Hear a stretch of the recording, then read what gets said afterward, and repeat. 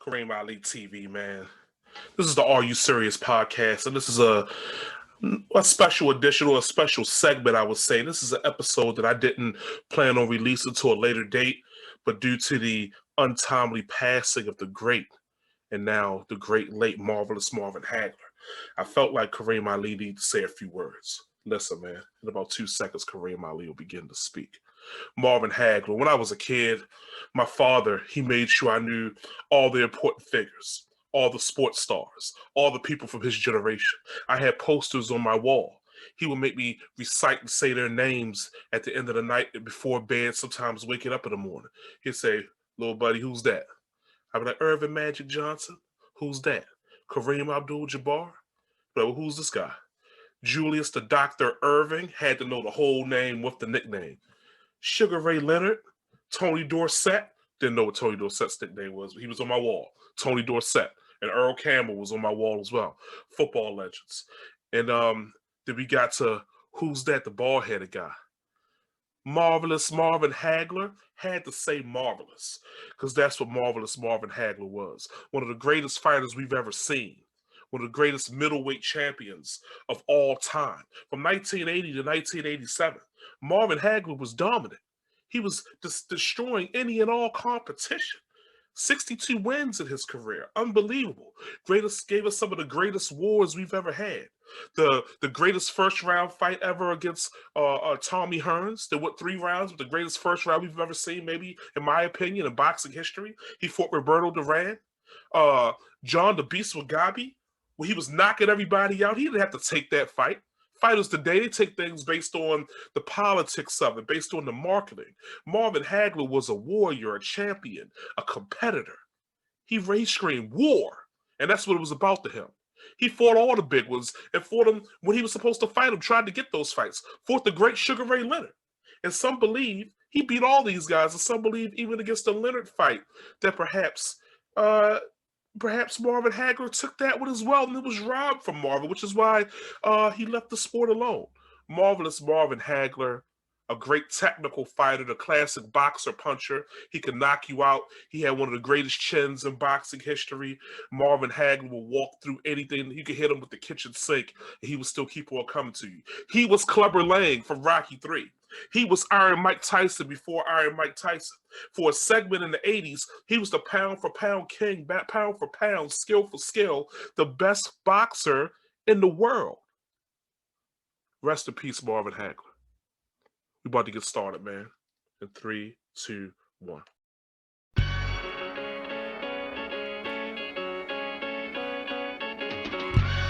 Are you ready? What's my name? What's my name? Say Kareem Ali. Say Kareem Ali. You're listening to Are you serious? the Hip Hop Debate Show. Okay, so hear me out. The official podcast of Kareem Ali. In about 2 seconds, Kareem Ali will begin to speak. Irish, black fighters, anything that they were racial fight. So what makes Philly fighters so good, especially in that generation? What is it? The toughness? Is it the level of training? What is it? Is it the Philly show? Is it the style? Do they have more knowledge? Well, when I was coming up, and you got to figure by the time I was coming up, it already had a history. We just had a lot of gyms, so and boxing was popular. So kids would walk in the gyms. Now the way they walk in the gym to play football and basketball, they walk on the football field and basketball field, which they don't do as much. Right. So you would have people would just, especially if you, like I say, I could walk down the street and could see Joe Frazier, Benny Briscoe. So you could see it.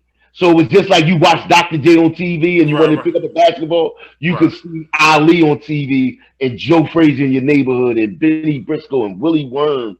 And all these guys. So it's like saying a local drug dealer. That's what I'm inspired to be. You aspire to it. Barnes. Like and a lot of that is because it's still around.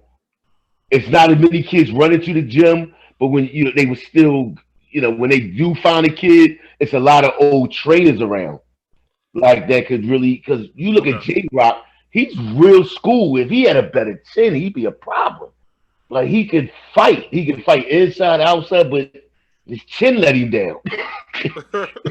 But you know, you see most Philly fighters are well schooled. Kevin Farmer. I think Danny need to get away from his father. I think his father took him as far as he could go. You know, and that was good. I mean, you're a two division champion. But most of the Philly fighters are well. What most of them, now, no, I think he would do great with because one cat. You going in and out of mute, man. You're muted. I'm still muted. No, you're not muted now. Now you just frozen. Your internet connectivity is on E right now. Hold up. Sorry, I'm a little late to this. This is okay. No, this is not even the show yet. I was recording it because I just felt like, you know, it was good conversation. I was talking about Philly. Why Philly is so good with that. I was tapping my computer while making a point, and it's a touchstone. So let's get started so we get this shit over with. Okay. Kareem Ali TV, the Are You Serious podcast, the official podcast of Kareem Ali. And we're still talking boxing right now. And we're talking mythical matchups. In about 2 seconds, Kareem Ali will begin to speak. Listen, who would win in a mythical matchup at the middleweight division at 160 pounds between Philadelphia's own B-Hop Bernard Hopkins, the executioner, or marvelous Marvin Hagler? Brockton. And you know, I would have to say, for me, if I could just go first and interject before I start with you guys, just hear me out. I'm not even gonna go long with it. I thought about this for a long time, which is the only reason I could really give this answer so quickly. As great as Marvin Hagler was, who was just stoic, who would train and run for miles screaming war, unbelievable fighter. I mean, very disciplined. I mean, just ready for battle all the time. For some reason, something tells me that I think Bernard Hopkins will be able to somehow outsmart him. I feel like Bernard Hopkins. You talking about the later version of B-Hop? Yeah. Whenever you thought Bernard Hopkins was in his prime, I'm not even saying the one. I'm not saying the one that lost to Roy Jones in the early '90s to one hand. No, I'm talking about the Bernard Hopkins that had the almost Floyd Mayweather-like ability to adjust in situations. I think he would outsmart Marvin Hagler. You're talking about the 20 defensive, the one who defended his title 20 times in a row. That Bernard Hopkins. But it's still two versions of that because it's 20 title defenses. But when you talk about B-Hop that fought Joe Lipsy, he was just a rumbler.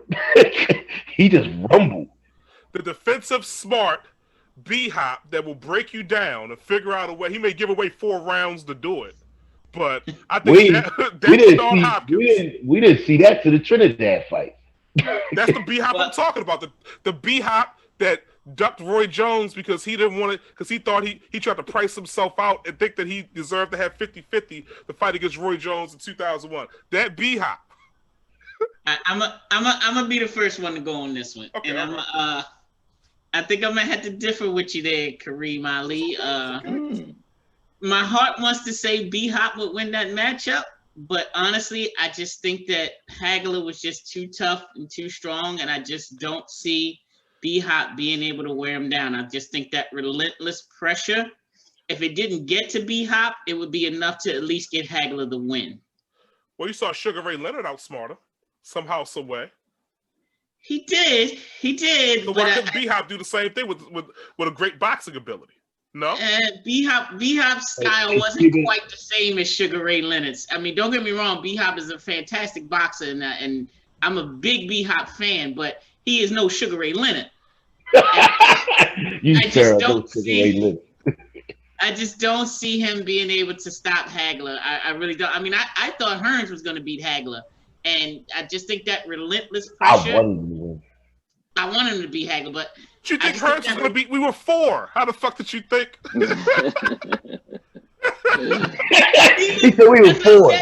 Even after knowing that he lost, I still wanted him to win. But go ahead. I think it would be a very close fight, but I think Hagler would eke out the win. But even to your point, when you say Sugar Ray, a lot of people go back and say Sugar Ray captured the moment to win that fight, and because he was Sugar Ray, and we see the flashy combinations. But there's a lot of people that to this day think Hagler should have won the decision. But B-Hop doesn't get that sprinkle. You know, he can't box like Ray.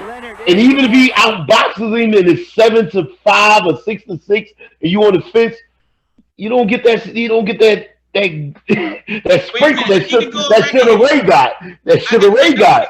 I need to go record here. Is the Philly guy saying that the Philly guy wouldn't win? Yeah, this is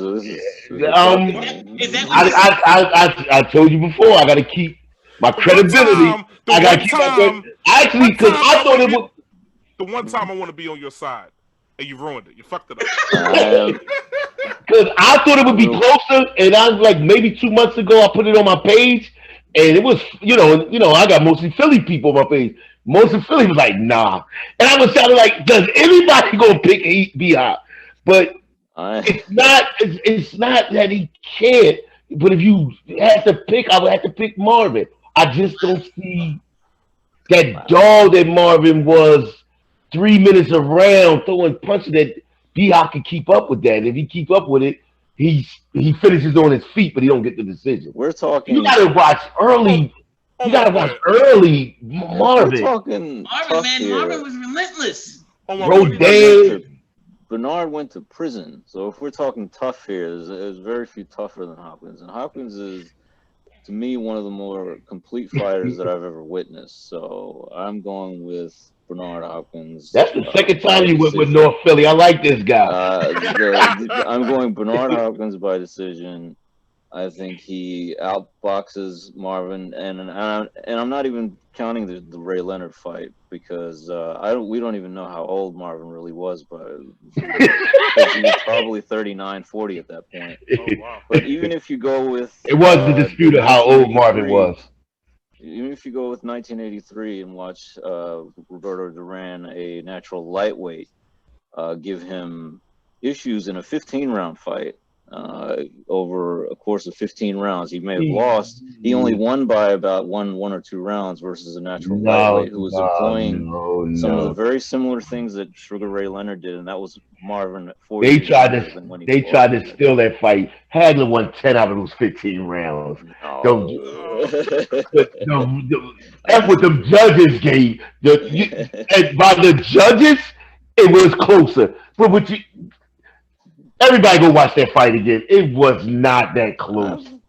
That's like saying we know one of the judges gave Canelo the fight over Floyd, so we ain't doing that. No, go watch. Stylistically, I'm just talking stylistically. Duran was the boxer. You said the style that Duran had was similar to what Hopkins would do, the tactics that he would employ.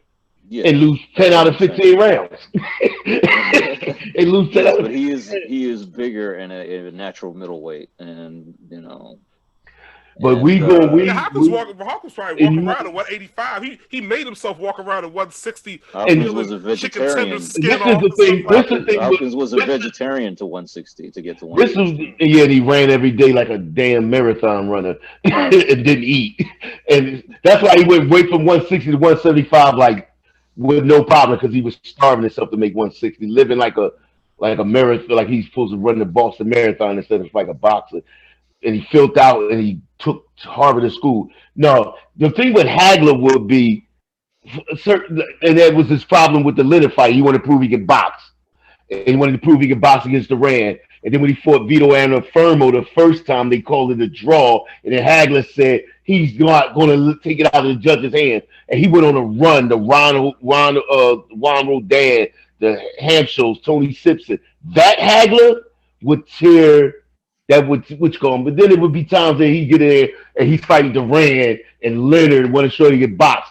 But the Hagler that went at Tommy Hearns, because right after the Duran fight, once again he's looked like trying to take it from me. That was Hagler's whole thing. They always try to take it from him. So is he going to try to box against Bernard Hopkins? He would. He can't outbox Bernard. See, my rule I'm saying the boxer beats the puncher. The boxer usually always beats the puncher. Bernard has great footwork too. And Marvin can box. He's a two-fisted boxer, puncher, brawler. Not to mention, Not to mention, I think Hagler has one of the hardest heads I've ever seen. That's It's not tough. about who we think would knock him out. I just think that Bernard would win by decision. Nah. Marvin Hagler that ran across the ring and they let Tommy Hearns breathe, who can box his ass off. That's my point. When Hagler get out his head, I'm trying to outbox Duran and Hagler, Leonard, and he treats you like he did Tony Simpson, Juan Rodan, Hanshaw, and Tommy Hearns. That's the Hagler. Had an ability to be chopped down. Tommy Hearns had shown an ability to be chopped down quite a bit. I mean, Iran Barkley knocked him out with a single punch too. I mean, it's not to mention that in 1981, Sugar Ray Leonard switched tactics. Now we're gonna take. Now we gonna act like Hearns and win belts from 147 to cruiserweight. Like he just got the ability to be chopped down. He just fought enough fights that to our point that some nights you ain't gonna have your night. And he couldn't be Hagler and Leonard, two all-time greats, but he's an all-time great. And Barkley got lucky one night. he caught the older Hearns with left legs, and he ruffled. He gave that rough and tumble Barkley. Bernard was a 4-1 underdog versus Trinidad and took him apart. And that was Trinidad is not Tommy Hearns or Marvin Hagler. Marvin Hagler eats Trinidad for lunch. he was loved left and right. So yeah, then we found out let's check them gloves. Did he get caught with it was Nazim Richardson that caught Trinidad trying to load the gloves. He loaded the gloves. Wait, whoa. That's not. Well, wait a minute. Hold on 1 second. Trinidad. Yes, Trinidad. No, that was just a complaint. That was just to mess with Trinidad before the fight. He didn't actually catch him with anything. He was just trying to mess with Trinidad before the fight. He made him rewrap his hands because he's like, when you wrap his hands, that's all. And you wrap it like plaster, and he didn't. And he did. Antonio Margarita. Let's cut it out. Nazim just tried to mess with. Ray, are you serious? No, he caught him. He caught Margarita and he caught Trinidad. Ray, stop it right now, Ray. Cut it out. Trinidad is another one. I'm suspect on Trinidad because when he get later in the rounds, when them gloves got harder, like when he hit Rodney Moore, another North Philly fighter, it looked like Rodney Moore wanted to cry. He hit him on his hip, and it looked like a grown, tough, rough and tumble Rodney Moore looked like with a hip shot. I'm like, and people would say it feel like he hitting you with a bat. So it wasn't just he caught him. You roll your glove like that. No, you roll your glove like that. It feels like plaster. We know heavy-handed too. It feel like somebody hitting you with plaster. That's a serious. Because Margarito could punch. He could punch. He still had Cotto running around the ring, but he didn't beat him the hell up like he did the first time. No, I'm gonna look it up. Later on, and I'll see your message. A stunning revelation. We're saying Tito. We're not even supposed to be. Tito was loading his raps like Margarito. I'm just saying he dealt with a come forward fighter and took him apart. So I just think Bernard Hopkins ultimately his boxing Trinidad will be too much for Hagler. I think he would outsmart Trinidad. What we found out with Trinidad was the same thing we found on the Oscar for it. He was like Corrales. He had to sit down and turn. So you never let him sit down. You just keep turning him. And we see that with Oscar and Bernard. It makes him come back down to earth. When he can't, sure did run the last 4 rounds for a reason, though. Because he gassed out. But when he was turning him and giving him a boxing lesson, Bernard just finished up what he did. 7 or 8 rounds, yeah. Bernard just finished up what he was doing. I'm gonna box his head off, but because Bernard was a stronger than De La Hoya and Whitcomb, now I'm gonna sit down on my punch because I done took something out of him. Now we can trade some punches. But Bernard said, Trinidad hit with a body shot that if he knew how hurt he was, he'd have been in trouble. He gave him a poker face. He said Trinidad hit him with a body shot that if Trinidad knew how hurt he was, he'd have been in trouble. Kareem, back to your point, I agree with you. I do think Bernard would try to outbox him, and I do think Bernard is definitely the better boxer. I just think what we talked about earlier with the will to win. I just think that Bernard doesn't have the will to win. Bernard Hopkins doesn't have not as much as Hagler. I think Hagler just comes forward and he's not gonna stop. Bernard Hagler would never had what we see happen to Hopkins in them two Jermaine Taylor fights. Fights where he threw seven punches around. The first Taylor fight, Bernard Hopkins won. He won, but you threw 9 punches around. We would never have a 9-punch around Hagler. So, and if the fight is close, he's letting his hands go. To his point that Hagler had more of a pit bull in him than Hopkins. Hold on 1 second. How many punches did Hagler throw in the first 4 rounds against Sugar Ray Leonard? I thought he lost all those. He was throwing punches. He was throwing more than 9. I guarantee he threw more than 9. He threw 29. And you look at Hopkins and Taylor. Most of the time, they was posing in front of each other. It was the boringest fight ever. And he should never have lost. You cannot be a 20 title defense champion and lose a split decision. I will say against Taylor, that fight was boring because of B-Hop. B-Hop was the one he's going to make you fight his style. He's going to make you fight his style of fight. He was the older fighter, and he couldn't fight a fast pace anymore simply because he was but he showed you soon as he moved up to 175, he had more energy. So that 160 drained him because Emmanuel Stewart called it. He said he'd been fighting. He should have moved up 2 years ago. But Hopkins was 79 years old by the time before Jamaica. But then explain the energy he had against Pascal, Winky, Kelly Pallet. He let his hands go. He had way more energy. I think he drained himself making that 160 for the last 2 years. I think you're hard pressed to make that argument. By that point, Hopkins was so technically sound. He knew how to nullify his opponent's offense so that he could control the pace of the fight. And I think at that point in his career, he was big on controlling the pace because he knew he was an older fighter and he had to last the duration. What fight? You talking about the Taylor fight? I'm talking about the Taylor fight. I'm talking about the Pascal fight. I'm talking about the Calzaghe fight. I'm talking about all of those fights. You don't. Yeah, Calzaghe outworked him, but that could have went either way. And that's but you really didn't see. He couldn't control the pace with Calzaghe, which is why Calzaghe just overworked him because Calzaghe was so sound within himself. He didn't let B-Hop control the pace. Yeah. But wait a minute. Okay, you're talking about Hopkins is 47 at that point. You don't think once he moved up to 175, he showed he had more. He was able to be more active in 12 rounds than he was those last couple of years. Even against Oscar, he wouldn't let his hands go. When he fought the Oscar, I can't say that he was more active in that. I can't say that. I think he was definitely looking at his age and he was pacing himself a lot.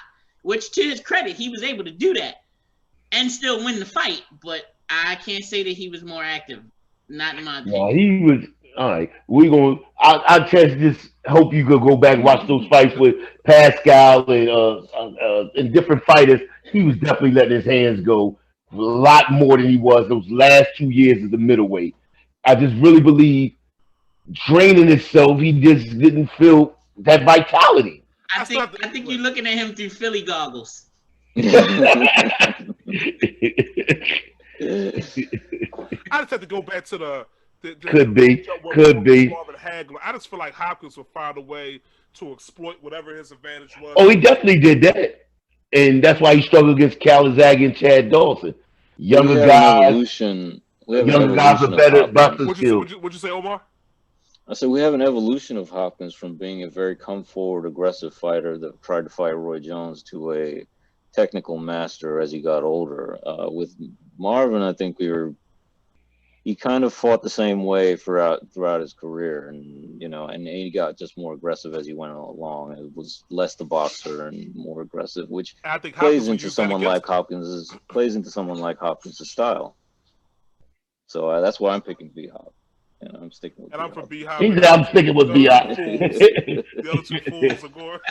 There's no shame in going for Marvin Smart. I mean, I don't even know if Bernard Hopkins would agree with us if he ever saw this. I think he probably. No, I think he was asked that, and he said we'd both be eating through a straw or something. That's what he said. I would agree with that. I think it'd be a very tough, hard fight for both fighters. To me, I give Hagler the slight edge. And Ray, your final answer?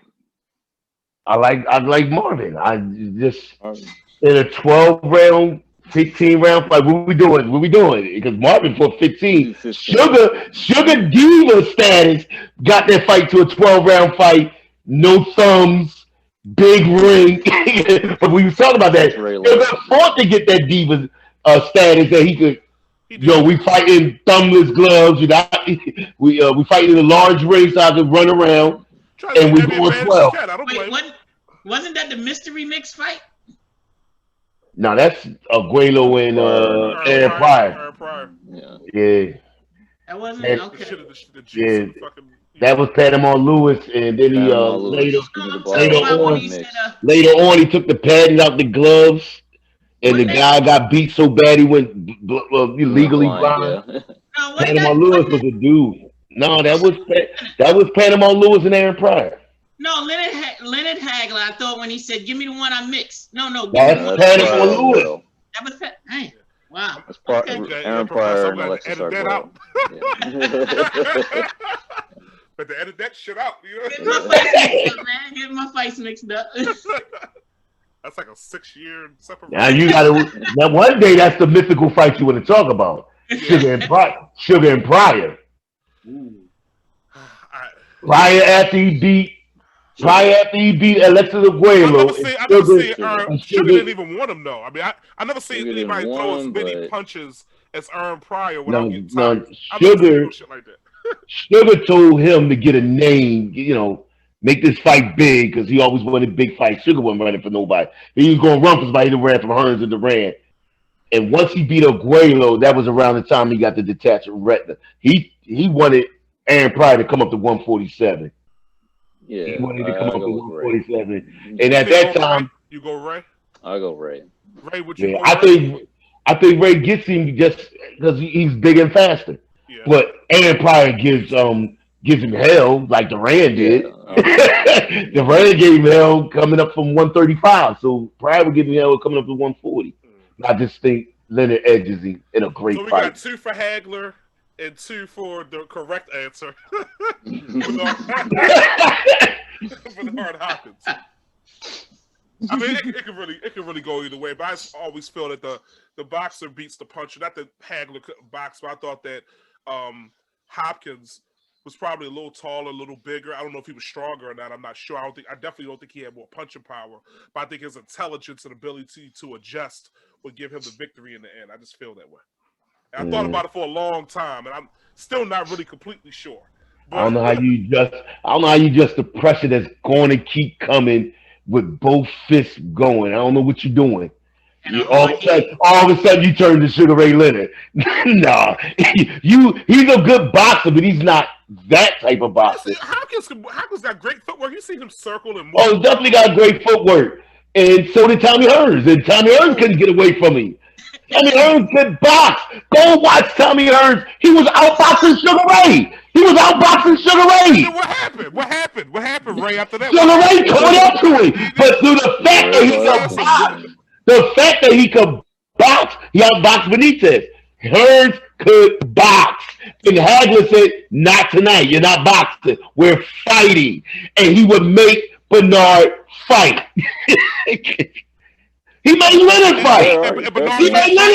And Bernard don't have a dog in him. You get close to Bernard, he'll open up on you on the inside. Bernard is not. And that's what he wants. And you'll get the wine rolled there. And to your point that he's tough because with the prison, there's a whole lot of dudes coming to prison ain't fucking with Marvin Hagler.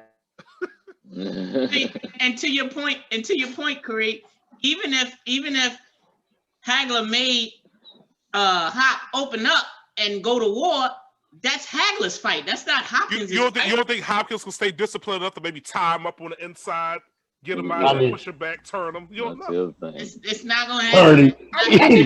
Who turned Hagler? a bigger, longer Hopkins. I don't know what the tail of the tape is. I got to. No, Hopkins was taller. Hopkins was 6 feet. No, he was taller than 6 feet. He was a tall middleweight. He was at least 6 feet 6'1". I'm sure his reach is extended a little bit beyond what Hagler's was, isn't it? Isn't Hopkins the bigger man? Is Hopkins the bigger man? Hopkins is a taller man. He's a taller man, but if Hopkins wasn't a fighter, he'd probably be 205 pounds walking around. Well, when he moved to the light heavyweight, he looked like a wide receiver. Bernard sparred heavyweight. He looked like Theo. And Bernard sparred heavyweights. Bernard sparred heavyweights in his prime, or in his mid-30s. I'm sure he probably had his way with a few of them.